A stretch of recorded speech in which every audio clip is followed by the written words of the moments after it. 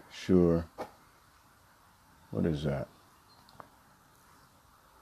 Hopefully that's the case. Hopefully I can do this. All right. Do do do do do do. That was weird. What just happened? That not supposed to happen. Do that. Flip it around. See if we can get down. All right. I'm gonna see if I can start up a conversation with Brother Chris and do kind of a weekend breakdown. It's kind of fun talking with Chris on the weekends, but sometimes Facebook doesn't like me to invite people, so I'm gonna see if I can start it and get it going this way. And if not, we'll try it another way. He's in a place where he doesn't have a whole lot of bandwidth. So we'll have to see if that'll actually work out where he is. And then we can go from there. All right. See, he came in. I see people coming in. Good afternoon. Good afternoon. Good morning or afternoon, Brother Rezeg. I was going to do a quick conversation with Chris. And I guess our conversations are never real quick. And then and then Rezeg, we'll maybe we can do something afterwards. And showing injuries from the hospital. Oh wow, that's deep, man. I can't believe the stuff y'all going through over there, Brother Rezeg and Gaza. All right, there goes Chris. It's Gerard. Chris, good morning. Hello. Good morning. How you doing, How man? you doing, man? Hey, Doing great as always. I am always doing great. Listen, brother. I am 6 feet above soil. Actually, I'm not 6 feet. I'm 5'11" above soil. As long as I'm 5'11" above soil, you will never get any complaints out of me. Everybody got stuff to complain about. What's the point? You know, how are you doing? That's what I want to know. Man, I'm doing good as well. Always, every day is another day of, gaining understanding and trying to come into more knowledge about what's going on now and how it, is connected to the history and also the future. So it's like every day is a different, I don't want to say struggle, but, a different part of the growing process, more or less. Because we're all still growing, whether we like to admit it or not. Every day we're growing. And every day, our mind, we're in a mental battle. So it's like we got to fight that mental battle and, make sure we guard our minds with all the bullshit that's happening around us. Right. And all the beauty as well, because there's a lot of beauty too. Don't forget that. There is a lot of beauty. There's a whole lot of beauty. And I'm paying attention to you. I'm trying to get all my screens set up because I want to, we had to make a last minute change. And so I want to get you out on YouTube also. Somebody was asking me the other day, they asked if you have a YouTube page. Did you ever get that together? Yeah, I got it together, but I'm just horrible because I'm not like a graphic designer, tech savvy person. So I made a YouTube and it's just, I don't want to say up to par sad, but it's there. It's deprogram to reprogram 101. And I made it it was hard. I made it last year where I was trying to transition from politics, so I made it Untamed Revolutionary. And then I thought about it that didn't go well, so I changed it up to deprogram to reprogram 101. But I haven't really had time to dedicate to that because I've been doing a whole bunch of stuff with work, helping people out, fixing this house up. And it's researching. I think a lot to gather the information and make sure that I'm on point is very important before I go full-fledged into my YouTube thing because I want to make sure it's good substance for people to grasp understanding instead of just me ranting all the time because I like to rant a lot. So it's what's up there now is rantage. So I put the rest up there. I got a couple conversations up there. I didn't get to put any up there, me and you yet, I don't think. But I'm going to do the YouTube page so that way I can be interconnected to all the social platforms as well. You know, because we need to. We need to just make sure that we can keep spreading our message as far and wide as we can. And, you know, we have to make sure that everybody who doesn't use Facebook, Instagram, or the things as such has different outlets that they can reach us at, you know? Right, right. I mean that's everything. That's why I'm still clicking buttons here. I'm trying to get everything. I want to see if I can put it up on I guess Periscope also. So yeah, put you up on YouTube and Periscope. A lot of things happen this week, man. There's always some silliness and some drama, but there's always good things. Like all week long, there's always good stuff. I actually I spent my morning in the garden, man. I had to go prune out some elderberries and get them growing in another location. So That sounds great. Elderberries is good. Yeah, elderberries, huh? You want that? I need some of them seeds. Hey, well, elderberries are easy to grow. I put these things in, and I forgot about them. I put them in at a friend's house. They grew out, and I came back, I guess it's probably about 5 years ago, and this thing is like 12 feet tall, and it's like spread all throughout the ground. It's like a little forest of elderberries. So I just went through, and I started taking them. Like, I believe that you're supposed to plant food everywhere you go. Right, you're supposed to plant food everywhere you go. So when someone, I say, well, and me, I'm tempted to move. I want to move here soon, but the reality is that, you know, it's not about me. It's about someone else is going to take over that property. 9 times out of 10, they're going to be human beings. They're going to eat food, and it's a blessing to, you know, buy a house and move in, and you already have some food growing, right? Like Definitely. I think that's important. I think we should be doing stuff like that. So I do my best. That's most definitely important. Yeah. So I do my best. The thing is, are there going to be humans moving in? Or are they going to be the people that don't care about that shit? You know, you could do a great job, and then them people gonna move in like, what the hell is these plants? Oh, these got to go. We got to cut these down. They're poisonous or something. You know what I mean? They're making up all types of bullshit excuses to why they got to go and why they, you know what I mean? It's like, wait a minute, what's going? This is bountiful. You know what I mean? This is plentiful food that you can use, and this is what's going on now. People don't get it. So I want to just break down a little bit. I was talking to my mom today, you know, and I'm sitting there like, what? Why did we not stay connected with nature? And she's over here running the spill down to me about this and that and making every excuse in the book not to answer the question, you know, because I'm the type that I love my mama to death, but I'm going to be real with my mama too. I'm going to be real with my mama, my daddy, and it's out of respect though. It's a respectable thing because I just want to answer. I want to, you know, get the answers to the questions that we all seek, you know, because we have to understand how they thought when they were being raised, because they were facing a whole bunch of different rhetoric. They were facing a whole bunch of different indoctrination, and the realities were much different because, you know, society in this American realm of life is ever changing. Being that it's ever changing, the mind has to process these changes.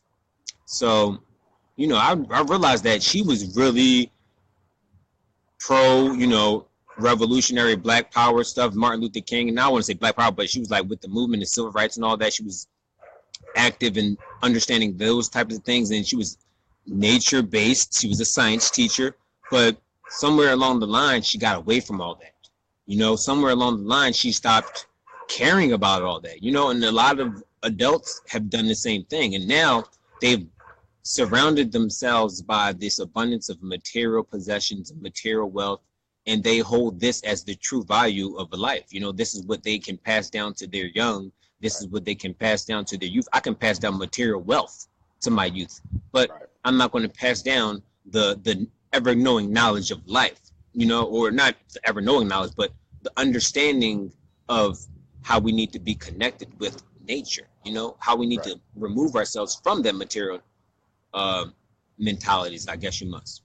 Right. But it's hard, because they're fighting it, and that's what I use as examples is my family members, because this is what I deal with people in everyday life, and I'm not going to talk to the people in everyday life like I talk to my family members, because I could just say whatever I want to my family members. But with everyday other people, I need to, understand how to be more respectable to their lack of understanding, and that's what we all have to do. We have to respect that there's a bunch of people out here who are indoctrinated to believe the process of how we're taught to live is more or less the right way. Right. And that's a true point. It's a good thing. Like you have to talk to people in a way that they can hear you, and you got to listen in a way that, that they can speak. And unfortunately, a lot of the negotiation, discussion default now has been this whole shut down culture where I'm going to shut down your train of thought and I'm not even going to be open to it. And when you do that, then you can't have dialogue. You can't have a conversation. And so it definitely is about, having an open mind. Like, I have my beliefs, you have your beliefs. But the reality is that if we let our beliefs shut down the discussion before it even gets going, then nothing changes, right? Everything stays the same. Like, that's the soul. It's the same lock that's had on the world, which is our country. You've got half Democrats, half Republicans, and so nothing changes. Everything stays exactly the same. And then everyone gets upset. They start to argue about, well, why isn't anything changing? Our politicians aren't doing what we tell them to do. They don't have to, because they know that it's a deadlock. It's a deadlock of, I don't want them, winning, and so I'll vote this way, and I don't want them winning, so I'll vote this way, and everything stays down the center. So I think, like, just even at the dialogue level, we have to change how we talk to people. We have to sometimes ignore where somebody comes from, right? Someone comes to you and I don't know, they got on big boots, like the people who are probably discriminated against the most right now that I see, they got big boots and they either have sagging jeans or they got a mullet with a beard, right? Like, these are the people right now that are being discriminated against the most when it comes to intellectual dialogue. And the reality is they may have pulled up in a pickup truck with a gun rack, but that could be the most intelligent person you've met all year, right? They can pull up with a low riding hoopty with some 22s shining and glistening, still rolling while he stop. I don't know if they still drive those, type shit. Right. But we talk about how we want to stop stereotyping. We all have these stereotypes that we have, and we have to lay that aside, because the reality is that we all are going to sink or swim together. All going to sink or swim together. True, man. That is so true. So I agree with you. We can talk to our family different than how we can talk to our close friends, different than how the respect that we need to give to a stranger that we just started a conversation with. Right. That's something that's hard for people to do. See, I kind of understand it though, because people look at family different than they look at people, and that's a flaw. That's a major flaw to me. I look at my family like I love my family to death. I would do whatever for them, and when it comes down to the critical things that people say, like, oh, I would die for this and I would die for that and la la. I mean, let's not get into all that rhetoric, because that's bullshit. We all know it. You know what I mean? When it comes down to it, we're looking to help people. We're not looking to have picks. This is not about having picks. This is not about saying, oh, my family is better than your family, so I choose my family first. And that's how I'm going to live my life, because I care about my family first. Right. We have to start looking at people as though we're all family, because the way that we further the division is we continue the narratives that have been created for us, because these narratives that we see nowadays haven't been created by us. They have been created by different systematic operations, different words, different labels and such that have just broken us down to the core of who we are. Right. So when I think about that in terms of Black people, you look at slavery. People in slavery were broken to the core of who they were. Yeah. Coming over here from wherever they were at, or if they were here, people were family. You know, Africans were family, but the way that the rhetoric is from whoever you talk to, oh, well, they weren't all family like this. They were savages and this and that too. So it's like, you know, they take the bad and overshadow the great. And that's what we do here. You know, we like to take the bad and overshadow the great because there's a lot of great people doing a lot of great things right now. And they could be supportive of this flag, or they could be not supportive of this flag. You know what I mean? You see me, I say no. I say no to the flag. You know what I mean? Because I understand what it means. It means that I'm supporting the death and destruction of people, past, present, and future. Now, this is not something hard to understand. No. We have to be committed to breaking free from those mental chains that we are enslaved in. You know, that say that, oh, you have to look at others as if they're not as see the word I slipped. I had a brain fart, but you know, we value others less than we value like our family members or this and that. Because you know how it is when you have kids. Like, oh, my kid, I love my son. This is my son is I'm going to look after my son like the greatest kid ever and this and that. And I get that too, but that's not how I look at my son. I love my son to death. You know what I mean? I love my son to death, and it's like I got my own little person to teach and to train and to teach to understand the different things going on around the world.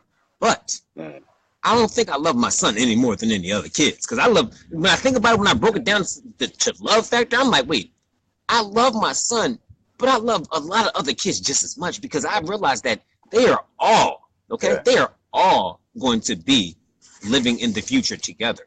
So for me to just have a pick, even with my own son, and then say that, oh, I could care less about your kids. No, I treat my family, my friends and them kids just like I treat my son. And they don't want me to. Of course, you know how parents are. Parents are like, oh, you can't do that with your kids and this and that. And it's like, oh, I get it. You know what I mean? I get your parenting is different than my parenting, but I'm trying to show you that I love your son just as much as I love my son. You know what I mean? I don't have a different kind of love for your kids than I have for my kids because I love all kids. And I realize that all kids are the future, but they have to think the same. We have to make sure that all kids love all kids. We have to make sure all kids love all adults. That's what it's about. It's not about dividing us up and say, look, you have to stick close to family first. It's family first. It's not family first. It's understanding first. You know what I'm saying, brother? Yeah, well, it's the favoritism, right? Like that's a deep thing. A couple things you said there. So favoritism, right? Like in terms of kids, I agree with you that I don't love. It's hard for people to understand that, though. You know, that's kind of radical thinking, Jay. That's kind of radical. You know what I mean? Right. In fact, well, you know, but it's on point because, you know, to be honest, and when I think about it, I actually love other kids more at times, right? There are times, as an example, you know, I'm more familiar with my kids, but there are times when I look at pictures of the kids in Yemen. I look at pictures of the kids in Gaza, and bruh, sometimes I weep. Sometimes you'll get tears, rolling up, and I feel more love for those kids in those situations, and I feel more shame because of what's on your hat, you know. And so in those moments in time, I feel I have to direct my love more to the kid because my kids are all right. They're little crazy, little monsters. They have food. They have water. They have a father that will, you know, whatever. Hey, if I gotta fight the monsters for them, I will. But when I gotta put them in their place, I do that too. But they're good to go. They got a good mother. They got great grandparents, you know. And so, you know, but the love is different there. And so another thing you said, so I get with that. Like I love who needs that love most at that time. Like whoever needs that love the most, then that's who I'm loving that's at what that it is. moment That's what in it's time. like. You know, so love is kind of like this wave. It's like it goes up and down depending on who needs me and what I need to talk about. And the other thing you mentioned is slavery. So slavery and having honest discussions and integrity. I gotta admit, I was wrong about something, brother. I was wrong. Okay. Talk about it. Sunday, Talk about I was wrong. I'm telling you. Talk about I was wrong, church. I was wrong. I gotta say, I was wrong. Let me tell you what I was wrong about. People will be mad at this one. They're gonna be mad. Okay. Let it go. It's all good though. You're being humble. Humble yourself. You did. You got to. Sometimes you get caught out there. Sometimes I got caught out there this week. I got caught. I have to admit it. I was not bright when I did this. Okay. All right. And, oh man, I hate to bring it to this, but these are all topics we do have to touch it. It's back on. Yeah, all time. It's back on the Kanye thing. Okay. Okay. So I got pulled in. I clicked that one. It must have been one of my Democrat friends' page, and I clicked on it, and I watched the video, the interview, and all I thought was him saying, "Slavery for 400 years was a choice," and they cut the clip off. And then the rest of the clip I saw was the brother correcting him, saying, "Hey, yeah." And that was the clip I saw. Okay. That was all you saw, right? Yeah, I was like, whoa, Kanye, what the heck is wrong with this dude? This Kanye that lost his mind crazy. Well, no, daggone, they put the people on the boats and dragged them. I was flipping out. I was kind of like the brother in the room, but I got pulled in. And this is the problem is, they'll show you little clips that they know will get your outrage. They got you. They got us. They got me. Now, mind you, I say this. Let me say this though. They didn't pull me in as much as they pulled the Democrats in. Like I understand what Kanye's trying to do. I understand that he's trying to free thought and he's trying to sell records. But I understand what he's saying. But they took what he said out of context. Right? They definitely did. And I finally watched the full interview, and I didn't. But here's the funny thing. The funny thing is, I wouldn't have watched the full interview unless I was clicking around. And I think the first thing, it was Jessica's page came up, and she was saying, Kanye was right. 400 years of slavery. And I know Jessica talks about the truth. She doesn't play around. She says things that she feels. The historical stuff. She got the historical. And I'm sitting here thinking, did I miss something? Like, did I miss something? And I said, okay, let me go back. Let me check it out. And I watched the full interview. Actually, I finished it this morning. And I agree with everything he said. I agree with every minus the Trump stuff. I'm not on the whole. The Trump stuff. Yeah, you're getting too happy now. The whole Hillary, you got carried away a little bit, but I'm okay with it. I'm okay with it because you got to be. You got to be. I got friends on the other side that are screaming Hillary. Yeah, definitely. Me too. So I'm okay with that part. I disagree with it, but everything else he said about love. Today, what he was trying to clarify, he was trying to say that slavery today is a choice, and I mostly that's what he was saying, really. I mostly agree with that because we that's true. Collectively now for adults, let me say it this way: slavery today, mass incarceration, is a choice. Slavery in the Congo and the minerals that they use for these smartphones and small electronics that we throw away like they're nothing. It's a complete choice among adults. Now, it's not a choice for children, right? No, if not you were growing up in a poor environment in the hood or the trailer park, you get pulled into doing things out of survival or just because they're bad ideas because mom and dad are working 2 or 3 jobs, and you get pulled into those institutions and you can't ever get out. For you, slavery was not a choice at all. You were raised at a time where adults gave consent, like Buddha just said, and we're too ignorant to stop voting and promoting the slave plantation parties, the groups who want to keep the slave plantation alive and growing. They change the names. They do things to flip it around. Yeah, they change everything. They change the names around. That's all. They change it. And so, I just want to, I'm going to apologize. Because I got pulled in. It's easy to get pulled in.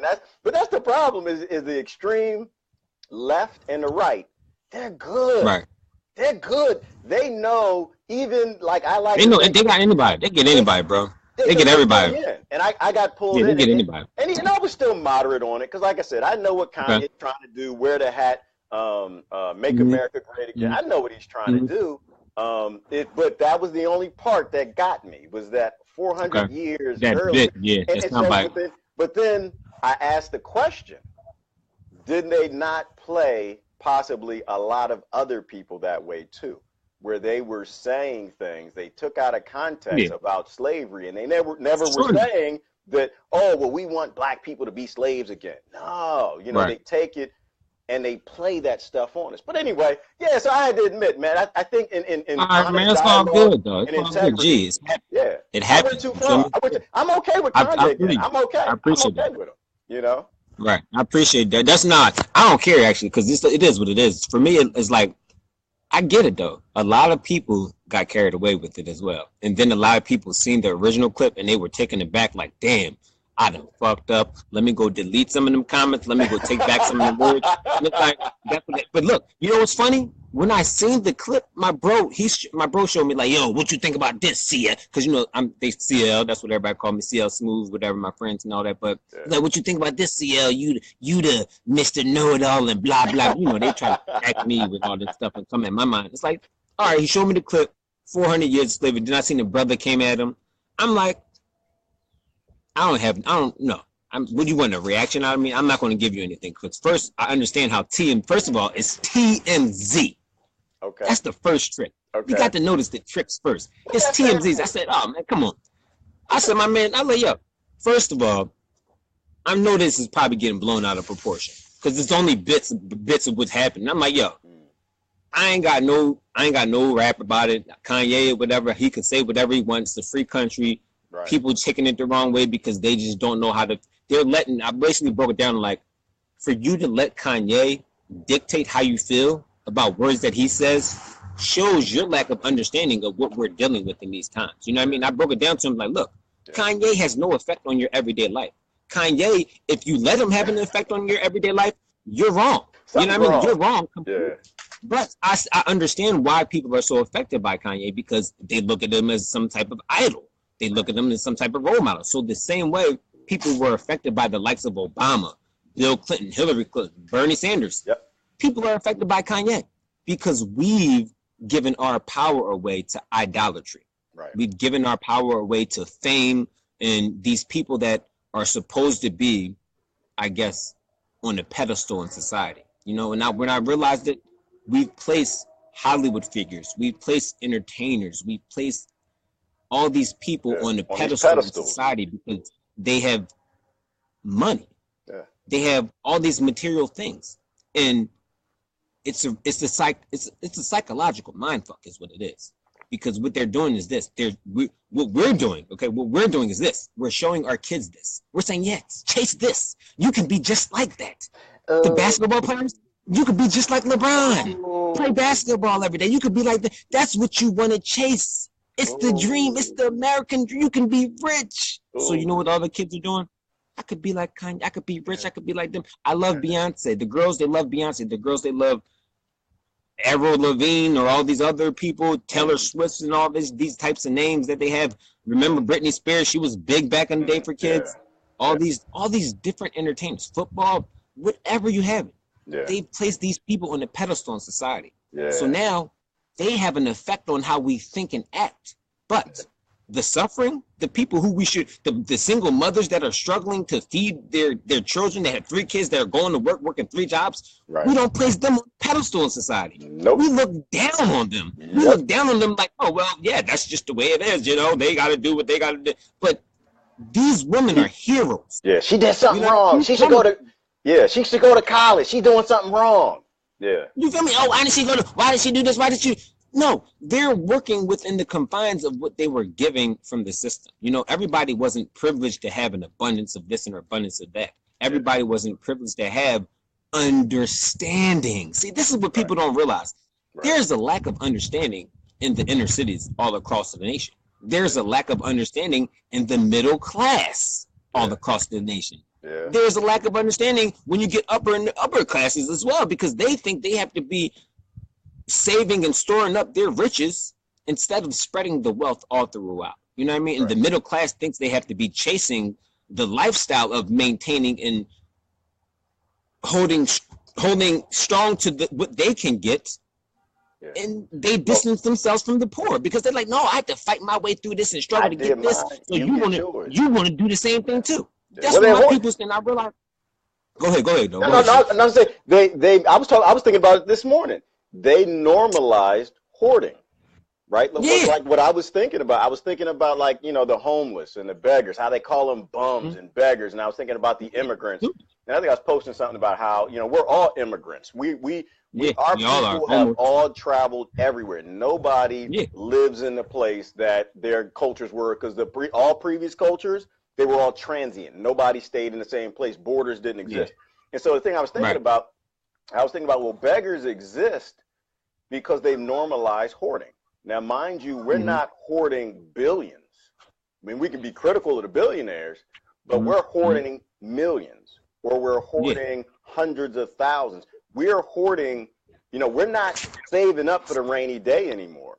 We are saving up for a million rainy days, right? Like people, the reason beggars are there, the reason people are homeless, the reason people don't have food is we've taken that conceptual food and we've digitized it as a number and we put it in the bank and we leave it there. And so the reason we got so many beggars is because we have so many hoarders, and they've normalized mini hoarding, and that's okay.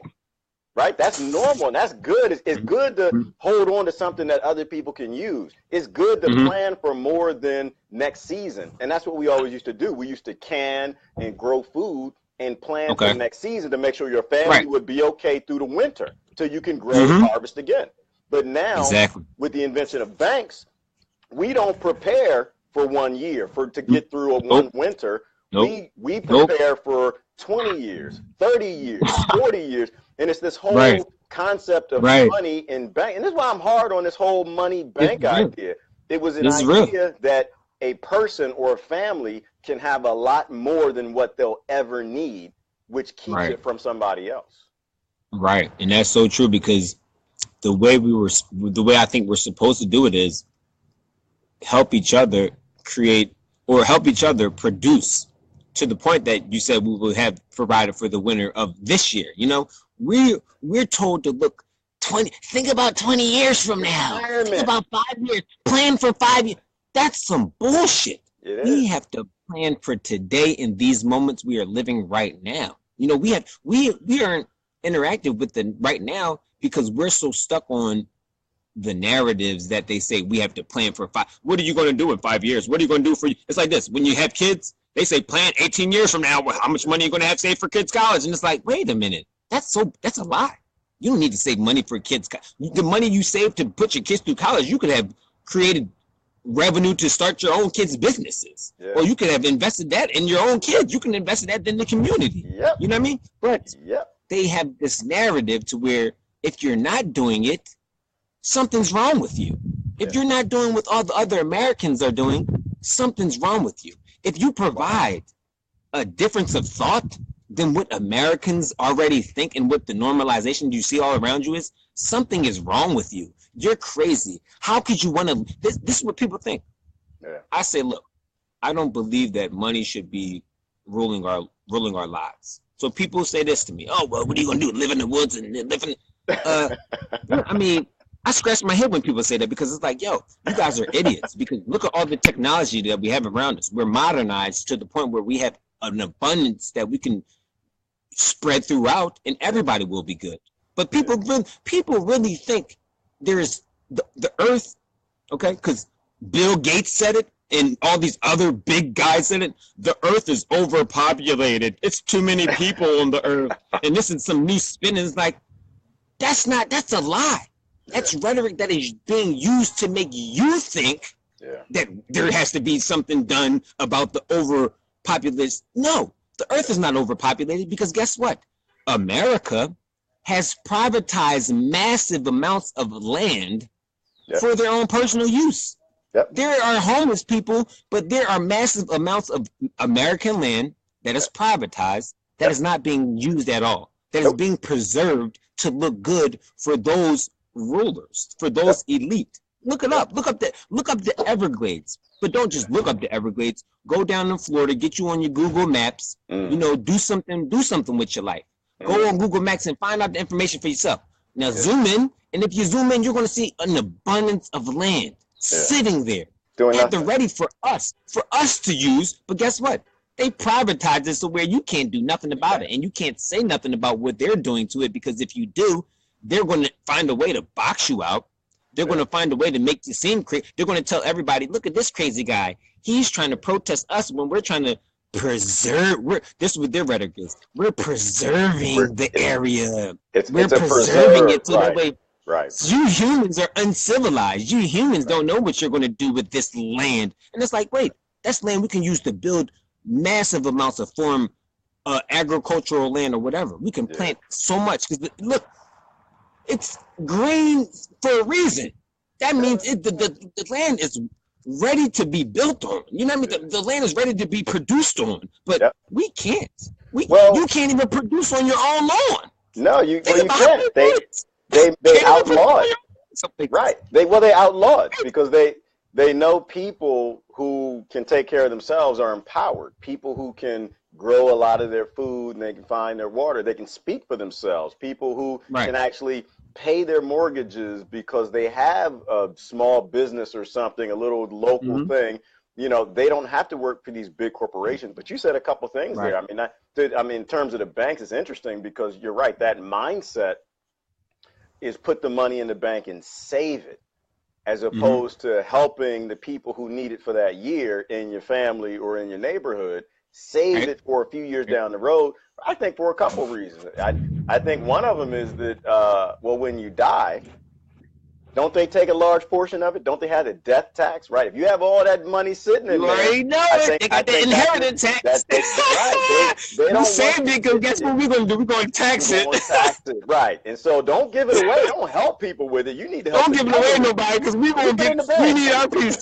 We need you to have as much as you can in that bank because we need our piece. And the more you have in that bank account, the more you have in that retirement plan, the more we put in our pockets, you idiots. They're going to put in their pockets, right. And the bank is making interest on it anyway.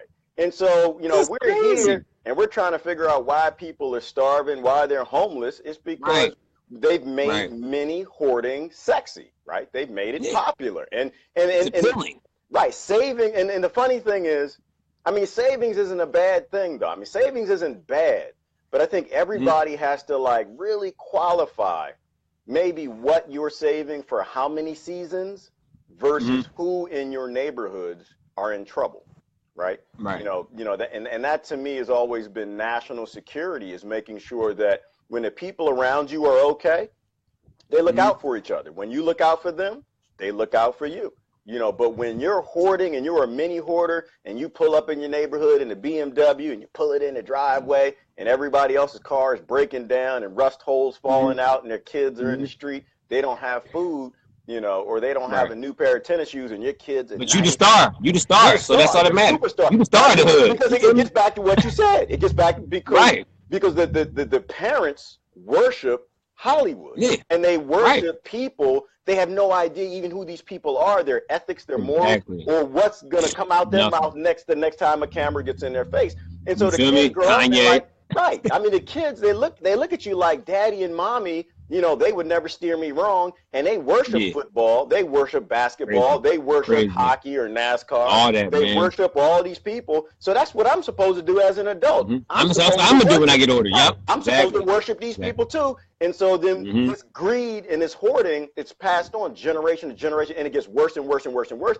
And then the biggest effect is because we're not helping each other, we're not building strong communities anymore, we are pushed far apart from each other. And so now we're scared of each other. We're divided, and the same banks and people who control all that, they get more and more powerful because we're all divided. And that gap just gets wider and wider and wider. That's what the problem is. That gap is getting wider and wider and wider when we need to get smaller and smaller and smaller. Because time, unfortunately, time is not even, time in my eyes is not even real to the point where we understand it as. But it's not on our side. Like, this is what's scary. It's like time is not on our side because we've allowed ourselves to be mentally enslaved for so long. Now that I don't want to say there's an increase of people talking about the truth or talking about the need to, you know, speak to the things that have been happening, because there's been people that have been doing this for decades and stuff, you know, and they've been talking about the same exact type things that we're talking about 20 years ago, you know, but they have been suppressed. Their voices have been suppressed because the majority, or the gap between the majority and those who are trying to speak truth, is massive. And the reason why it's massive is because people continue to lean on the mainstream rhetoric. Okay? People don't know how to listen or process anything else. So when it comes to stuff like when you say, oh no, voting is bad because at the end of the day, your vote doesn't matter and you're basically just allowing the government to continue what the government has been doing. People don't know how to process it. What do you mean voting is? This is our human right. You are American. You have to vote. You're patriotic. You're not going to be patriotic. Why don't you just leave? Why don't you? And it's like people really get passionate about telling you about yourself when you're trying to just speak truth to them. They get passionate in their defense of a flawed system. And we've seen it. I've seen this after seeing it all my life, because I've seen it all my life, but I never paid attention to it because I didn't care. But when I started to really care as much as I think I should have before, I started to realize how people just don't care. I don't want to say don't care, but people are just brain dead to what's going on. You know, it's like, you're really going to be convinced that voting is going to lead to the change that we really need, after you've been shown the evidence that voting hasn't led to the change we need since voting became a thing. How many universities put those studies out? How many universities now, I forgot, it was beyond 3 that did a study, is America a democracy? America's not a democracy. The democratic process does not work. And the other one was the politicians, their interests are all corporate. That the reason that all corporate lobbying interests. Right. Like, and so Americans have almost no influence, almost zero influence in government at all, either party. But they continue. Right, either party. The Republicans. Right, either party, they continue to do it. Neither party. Right, but it's what you said, right? When you say to somebody, "I'm not sure if voting is helping us," they get upset. Oh my gosh, they get upset, man. That's all. There's no facts. Right, but it's that training. It's the slave mind, right? Yeah. It is that slave mind where we're indoctrinated to think that this is what we have to do, and their mind can't even open up enough to accept that maybe this isn't right. You know, it's like the runaway slave, you know, from the plantation. I don't know why we're talking about slaves this morning, but I guess it's on the thing. So it's like when the slave wants to run off the plantation, the other slave's like, no, why would you run away from that? What you gonna do that for? Why would you go somewhere? Democrats and Republicans, they love us. They treat us good. They feed us on Wednesday. They feed us only on Thursdays. We got schools. They give us synthetic drugs and pharmaceutical and things that give us diseases. What's about church? It's a faith. Oh, it's a religion. It actually is some sort of a religious cult to not be able. But it actually gets back to Kanye and his thing, his free thought thing. Like, people aren't even willing to listen to what someone who says something different has to say. The minute you say something that breaks apart their indoctrination, they want to fight you. The minute you say, they want to fight you. Maybe we shouldn't be saving so much money in the bank, they want to fight. The minute you say, well, maybe colleges aren't really teaching the kids what they need to, they want to fight. When the education, what do you mean? My kids in college now. I got a degree. It's crazy. They're ready to fight. Or maybe slavery never really ended. They want to fight. And it's just like, you know, we have to be more open-minded to step back and just admit to ourselves we don't know everything. We don't. Exactly. We only know the extent of our own experiences and what we've studied and researched and the circles that we're in. And that our circles are increasingly extremer and extremer and extremer. And that's what gets us to today. Right. That is so true. It's like we have to be somewhat of that balance. You know, we have to be somewhat of that thorn in the side, I should say, you know, because we have to be ready to poke everybody all the time with this information, you know, with this knowledge, or with the just understanding that we have to question many, many things of what's going on today.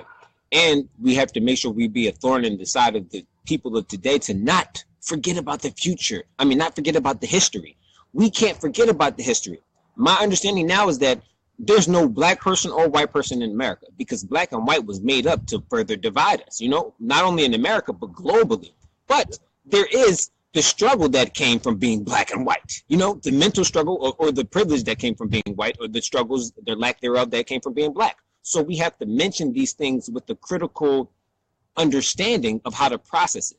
But when you talk about it, people are like, oh, what you mean? So you're not black now? You don't want to be black now? And it's like, wait a minute, brother. No, brother. I love my skin that I'm in, and I feel the pain of my ancestors daily. But for you to tell me that I'm wrong because I'm not going to give power to that which was made up by a certain group of men, that in itself shows bad men. You know what I mean? And it's like me. I'm like, hold on.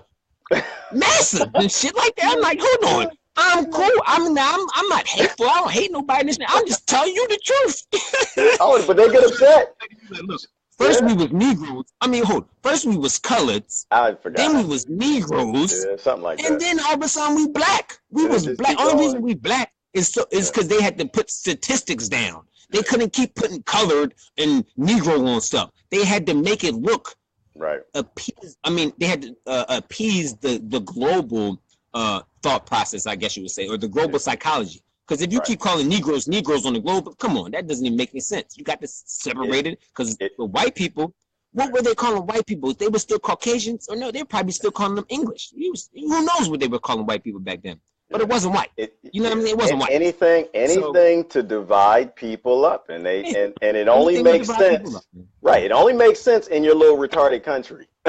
Yeah. when you start to travel around the world and you start saying black and white, people look at it like, what? Yeah, go somewhere. You feel me? Some racist American people or something. We don't do that in our country. Say we hate Americans. Them Americans fucked up. They laugh at us all the time, and it's insane to people. Like, I think that we need to collect information. Like one of the things that keeps us so ignorant is we're afraid to talk to other people. Yes. And we have to look at people who walked a different way and ask them, how did you grow up? What was it like when you grew up? What did the elite do to you? How did they screw you? Did they use Vaseline? How they screw you? What they do to you? Did they smack you in the back of your head? Did they make you squeal like a pig? How did the banks do you over? Because you know what? You can't say that. You can't say it like that. You can't say it like that. You got to ask them. You got to ask some subliminal questions like, yeah, so what did you ever experience any troubles with the bank? You can't just say throw the bank under it. They're like, yeah, them damn banks got me. People will come out with the truth. Them banks and them credit cards companies screwed the shit out of me. Yeah. They didn't charge me up. They will talk to people about anything around your local area and you will find common ground. Yeah. But then when you start to talk about like, I hate American government, what the damn American banks do to you? The people were afraid away. They were, whoa, wait a minute. Whoa, you can't talk like that now. I've got lots in the bank. You know what I mean? But you have to. Yeah, we have to communicate. Yeah, you have to talk to people, and so and I was blessed, man. I was blessed growing up because I watched them throw my white friends in prison and my black friends in prison. I was blessed to be done over by white folk that was wealthy and black folk that was wealthy. And of course, these names don't mean anything. You have to say them or you can't really have a conversation because we still got these mindset things. And so it was beautiful for me. I was able to see that the people who control things, they don't care about anything that you care about. They don't care about your race and they don't care about your religion. All they know is it divides you up. It takes your power so they can do you. And by them, I actually mean us. Because if I were born with a silver spoon in my mouth and I had $1 billion sitting in the bank right now, live like it. I would be doing what the billionaires are doing to us right now. I would be. It's just how this works. We're not supposed to have that much hoarded resource. You're not supposed to have. You're not supposed, like if you think that, everyone wants to play the lottery, win the lottery. Not everybody, a lot of people, a lot of silly people. They want, if I could just win 300 million, I could take it, I could buy the house, I could hand all this money down to my kids. It's that glitz and glamour, man. They're selling you. I can hoard all this and hand it down to my kids, and they don't stop to think that, you could destroy your kids by handing that. Why would you want to hand to them the same evils that you fought your whole life to get that, right? Why would you want to hand to them the same problem? So now they're going to be somebody's problem. They're going to be doing the same shit, right? They were your problem, right? I think we have to get past these mini hoarding ideas. We gotta get out of this mindset. No one's promised tomorrow. You may not be here next year. Your kids may not be here next year. Why do you want to put all that money in the bank to give it to the government? Why? And then you got to fight that. But yeah, that's true. And I try to go through some of the comments. I want to make sure we address the. Go through some comments. I've seen a lot of good comments, man. There's like a lot of them, I think. Yeah, I mean, I ain't want to like interrupt you or anything, but there was a lot of good ones, I think. Yeah, like Sister Lori was talking about the healthcare bills, and that's another thing. Like I don't. Yeah, they got you. I really don't spend a whole lot of time on that stuff because to me, we got to, man. We got to. To me, it's a very simple thing. Like I forgot who I was watching this week. It might have been Harsh or somebody, but they were talking about the differences in left and right. Because I got a lot of friends that are still in the left and the right, I can tell you there is almost no difference. Yeah, not at all. They all pretty much want the same thing. They disagree on how to get there, but they all pretty much want the same thing. They want that same endpoint. And, healthcare is one of them. It's like, why in the world do you fight over, how to get there if everybody agrees? Yeah. You don't let people agree that we all need it. Right. You don't let people. But we shouldn't be fighting no more. Like, you know what I mean? Right. And nobody on the right wants to let anybody die. Nobody on the left wants anyone to die. But they take these bills and they give them names. They'll call it Obamacare. They'll call it Romney Care. They'll call it, Trump Care. They'll call it left care or right care because they trigger like this mental illness, identity politics things people have. Right. Division. Instead, I find people get along when you talk about the end point, right? If we don't have a good solution right now, we disagree on the solution, talk about the end point. What does the end point look like? Nobody who lives in a trailer park or the ghetto is going to die because they can't buy their medicine, right? Like that. If that's what we want, the end point, let's not fight over necessarily who pays for it. Let's just agree that's the end point we want. And we don't even know how we got here. Like, we don't know the problem. And until we know all the problems, we shouldn't really even be talking solutions. Because what I find is the people who made the problem, the people who broke healthcare, making everybody sick with the pesticides and synthetic drugs and untested vaccines and all this dumb stuff they do, they're the same people who hand us the solutions. And they don't want a fix to the problem. They hand you a solution that fixes the side partial effect. Solution. Right, it's a side effect focused solution. And so if we don't even know the problem, we don't even know what health is, we don't even know what we should be eating, we don't know that we should be growing food, and so we don't even know why the healthcare system broke. We never read the laws about how the pharmaceutical companies. You never read the laws. Right. Just know when you get sick, you got to go to the hospital. You go to exactly. But so you can sign your name on every damn thing so you don't be sick, and you ain't even knowing the laws that you signing your shit away. You sign just $10,000 for a scratch, and nobody questions it. Like somebody gotta pay for my scratch. I need some Mercurochrome and methionate to put in the scratch. But it's crazy. Women are paying to give birth. Women are paying massive amounts to give birth. Right. This is crazy, brother. There should not be one woman in this country that pays to give birth. But yet, the hospital sends you checks in the mail. Right. A month later. You still trying to get the pain done you still taking antibiotics and pills from the birth and all this. You trying to take milking the baby, and you go to the mailbox and they got a check for hospital fees for pregnancies now. Yeah. But you just sign your shit away because the psychological process is beautiful. I understand it. Yeah. Mothers are in no position to really process what the fuck they getting in the mail because they got to care and tend to the babies. I got husband. I got pain. I got the foods going on. And my husband still ain't acting right. He didn't cut the grass. He didn't do anything. Right. What the hell I'm worried about the hospital? But man, the hospital, now the hospital more stress and more burdens because the hospital send the bills, and I ain't even got my head ain't even straight. I don't even got the time to settle my mind down to think strategically and critically. Yep. You know what I mean? This is how they get us. Yep. They get us when we're at our worst. They put their foots on our neck because they know we're backed into the corner, and the avenue that we're most likely to take is to rely on government, because that's what we've been taught all our life is to rely on government, not each other. Don't rely on each other. What they tell you is that your neighbor's going to let you down. Your friend's going to let you down. Your family going to let you down. But guess who's always going to be there to pick you back up? For you. Master always going to be there. Master, I'm going to take care of you. I love Master going to take care of you. You know what I mean? Because it's going to tell you, look across the street. They poor. They can't do nothing for you. They poor. You can't. Why you want to talk to them for? They poor. Come to Master. Master got everything you need. Got everything. You know what I mean? I'm gonna loan you some money. You can go buy some. You can buy some clothes. You know what I mean? You can make yourself. But the people still poor. This is what we're getting. Yeah. We get knowledge from the people in the struggles, because then we can understand what we're really dealing with.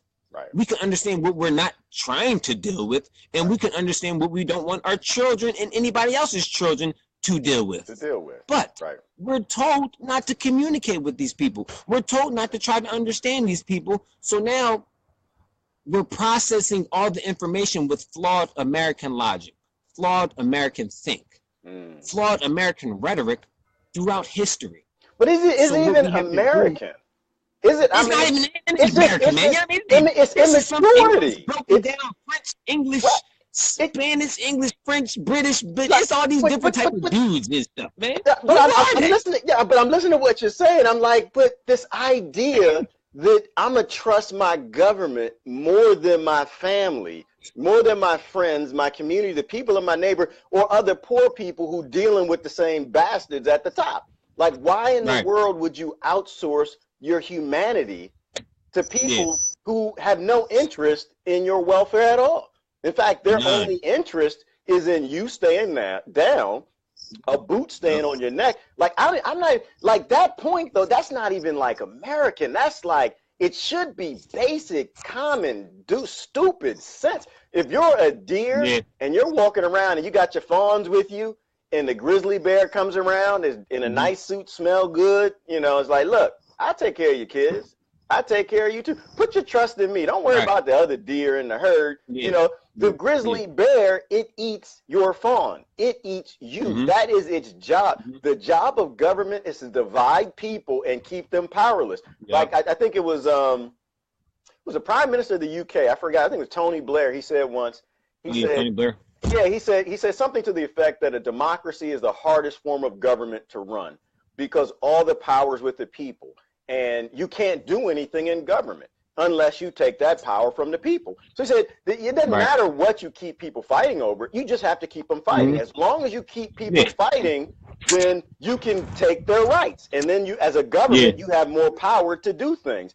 And this is the thing where, you know, when Obama says a thing, and of course, you know, he's this classy, sexy guy, gets on television, talk like your grandpa, say things that people just fall in love with. And then, you know, whether it's a, you know, but he used to say, well, we got to find the right balance between freedom and security. There is no balance. There is no balance. When a person has a right to self-determination and they have constitutional rights, there is no balance. There's none whatsoever. That is their right. Your neighbor has rights, and anybody who tries to talk to you about there's a balance between government power and citizen power, and we got to strike the right. That's called kings and lords, and something that goes far beyond what anybody should support, no matter whose mouth it comes from. But it's the same slave-minded mentality that a person in government said it, and so it's a good idea. It's the same thing with Trump. When Trump comes in with his anti-states' rights, you know, people fall right in. My friends on the right, they fall right in, and it's like, wait a minute. You said that this guy was going to be for states' rights, and now he's like taking states' rights. Why are you still cheering? Did we, looks like we might, did we lose Chris? Chris, you're frozen, brother. You're frozen. Hold on, let me see. Let me go down, look at comments while we wait for Chris to come back. Story time with Gerard. Wisdom. Lord. Uh-oh, looks like we totally lost Chris. So I like stories, though. Charissa, stories are a fun thing. When you actually can, like, tell a story, I think it kind of makes sense to people. And so I like to speak into examples, you know, and so how we grew up. But, you know, there are a lot of good stories there, but a lot of things for us are we fall into identity politics. We fall into this, that we should trust people we don't know, that don't have our best interest in mind over people we do know, or people we've never met who are in that same situation. And I think we have to get past that. Now, I'm gonna go through some comments while we wait for Chris to get back. He's in a bad connectivity area, so we thought this might happen. Well, security is freedom. Lots of laughter, Sister Jeannie said. That one line disconnected the two words. Yes, Jeannie. And this is why I like the way it's put. It's like law. Law is the opposite of freedom. If you really, really think about it, law is the opposite of freedom, because all legislation is, it's using force to do something, right? It's enforcing something. It's government saying, do this or else. So it's a loss of freedom. So this idea that every time we have a problem with another adult and we go to government to solve that problem instead of that other person, it means they're required to take some rights. So we live in this society, this system that's completely based in removing freedom from other people in order to solve your problems. And this is why I get to the whole adulting thing and maturity. We got to go back to solving our own problems. We got to go back to fixing our own problems, because every time you go to government, I mean, how many laws are on the books now? Something like 20,000 laws. And this is my country. I don't know how many in your country. But, you know, even just with the American example, whatever country you're in, you need to like really look at this to make sure you don't get walked into this same trap. But, you know, the founding fathers who made the country, they already knew government had to be small. Government needs to be a very little thing with very little laws. Here's the Constitution. And it basically told the government everything that they can't do. The Bill of Rights, here's all the things y'all can do, but here are all the things that the government cannot do. And somehow we gave up that. We outsourced being adults. And we outsource freedom to people whose job it is to take our freedom, to write these legislation things, removing our freedom. And so we have to go back to solving our own problems. Hey, Gerard, like the green palm frond, really green. Oh, you see the palm frond behind me? Yeah, that's a tree fern. I think that one's a Hawaiian tree fern. I got a bunch of others, but that's my baby. I got that one a long time. It was a flower show. It was from Hawaii, and I planted the seed, and it's still growing. Our justice system is based upon maritime laws. Yes, Jeannie, and I'm trying to do my homework on that. There's a lot to study. Scary as all heck. I have a friend, Jessica. She reads deep into these laws, and it's just like there's a lot to removing consent. And so that's something that we're talking about, getting a group of people together to actually study and start to do. But, you know, America's based on maritime law, that we actually still are subjects of the Queen, that when you walk into a court, like I know a little bit of it, you walk into a court, you're actually walking onto the deck of a ship that's owned by the Queen. And so the Constitution they made invalid, which is why no law that any Democrat or Republican passes has absolutely anything to even think about when it comes to constitutional rights. And this is why they pass law after law after law after law, and it's completely constitution agnostic, totally, right? But we have to accept that. And I think also we have to know that. We have to listen to the people who are reading into this, listen to the people who are studying the laws and who actually really realize that America really isn't America, but that it is the United States Corporation of the universe, incorporated. It's a corporation, and its requirement is to make profit. And so, you know, but that's a really good, delicious thing to study. And I'm only just starting to study that. There's just so much to it. Let me see, Brother Corey's talking about the laws are created based on events and occurrences people get into to refine and solidify fair remedies for those solutions. And there are plenty of methods in place for people who have the diligence. I can't see the whole thing. Can't see the diligence to look, research, and utilize them in honor without a reference. Keeps popping up, reference, AKA public courts. Right. So are the laws created based on events and occurrences people get into to refine and solidify fair remedies? That sounds delicious, Brother Corey. It does. My problem is when I used to read law and when I was an activist in children's rights, and what I read into those laws and the effects that those laws have, there was nothing fair. There was nothing fair in those laws. Like, you know, and mass incarceration is one of them. It's a big one. I think somebody mentioned a moment ago, child protective services, right? Like, these things are not fair. Like the Welfare Reform Act is one. But I get what you're saying. They're supposed to be, but they're not. The Welfare Reform Act, basically, that was one that Clinton did. And what he did is he actually turned child trafficking on in America. He actually made it legal for the government to go in and take the children of poor people. And that's what they did. And the states thrived on it. They allocated billions of dollars for child protective services to go in and take children into foster care. And instead of taking care of children as a community like we always did, the federal government got involved. And anytime they do that, it's going to be a problem, right? Because what is their incentive? They say do this or else. And so they would say do this or else, we're going to take your kids. And they allocated money. So because the federal government knows the states are broke. And so they allocated, one of my friends could say, it was something in the billions to state for, it was Title 4E, I believe, of the Welfare Reform Act. And so it allocated $250,000 for a state for one child in foster care for that year.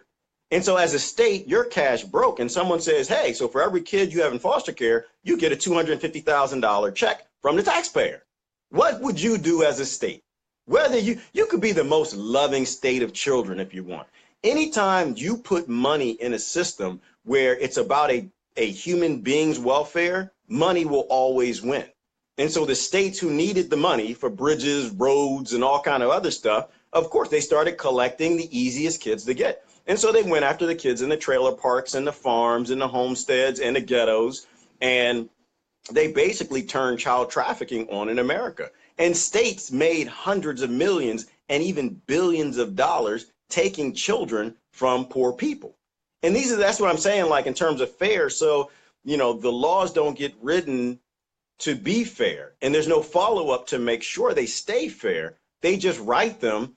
The check gets written. The corporations make their money. They start up their little counseling agencies and the social work agencies, and they all start making a whole lot of money. The state starts making a whole lot of money, and families start getting divided and broken up in mass, right? And then foster care say, well, there are good foster homes, but the thing is that when you look at the prison statistics, the majority, I think the last statistic I saw was the state of Texas, where it basically said something like 70 or 80% of the inmates incarcerated at this point in time, a few years back, they all came from the foster care system, right? And we as a people don't stop and think about, well, maybe foster care isn't such a great thing, right? You have parents who just got their power shut off, their electricity. Maybe we shouldn't be going and taking their children. So I don't want to spend a whole lot of time on that. But so the laws are supposed to be fair, but when almost all laws that actually come out are not fair, what do we do, right? What do we do? At a certain point in time, we have to stop, I think, and say, this law thing isn't working, right? Like, let's be real and let's be honest about it and say, you know what? Maybe we need a new system. Maybe this law thing is not working out for anybody, because I know that, once again, we talked about the whole black-white thing, and they start putting statistics out. Well, there's more purple people, who have this taken from them than yellow people. And it doesn't really matter. The bottom line is it's screwing both of you. The adults supposed to run the world and run the government. You should be able to say, you know what? This law thing isn't working out how we thought it should. And so because it's not working out how we thought it should, we're going to pause this. We're going to stop fighting about healthcare. We're going to stop fighting about this. We're going to stop fighting about this. And we're going to make a solution that works for other poor people. And I'm going to pull those solutions, and we're going to tell our government what they're going to do. But, so we used to do this too. I think Brother Chris came in. I think you got to send your thing. I'll bring you back in. But we used to do this. We'd write the laws. We'd hand them to the politicians, and guess what? I've had some moments. I'd sit down there with the legislator. I had a legislator who cried with us once. She cried. We was all hugging and stuff, taking pictures and stuff. And at the end of the day, they do what the heck they want. But we wrote up this bill for them. We hand it to them. They take the bill and they modify it so that their friends, all right, let me bring Chris back in. They modify the bill so their friends actually can make money from it. Like, they'll delete some of the stuff you put in it. They'll put stuff industry wants in it. Well, I was thinking about starting a consulting, agency, consulting firm for children who are abused, right? and they write in a little line, okay, well, you know, so much of the state coffers will be allocated for this, that, or the other. But this is how the laws get corrupt. All right, I'm trying to bring Brother Chris back in. So I hit the button, says he's adding him. So hopefully he'll come back in. But this is why it's important for you to talk to other people. So if you don't go cross lines and talk to people over there and realize, well, what are your problems? Why don't you like healthcare? Or why don't you like this? Or why don't you like that? And then you know the issues. You know that they're intelligent people over there, that they have a legitimate gripe or legitimate concern with the way funds are being allocated or the way something is happening. And so you can actually speak to what should be in that law and what shouldn't. But that's not how it goes down. You stay on your side, they stay on their side. You don't know their points, they don't know your points.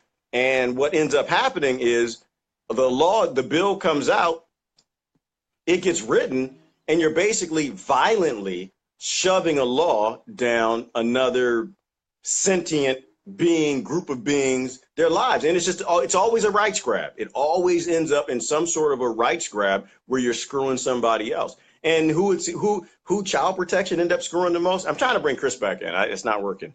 Who they end up screwing the most? It's the poor people.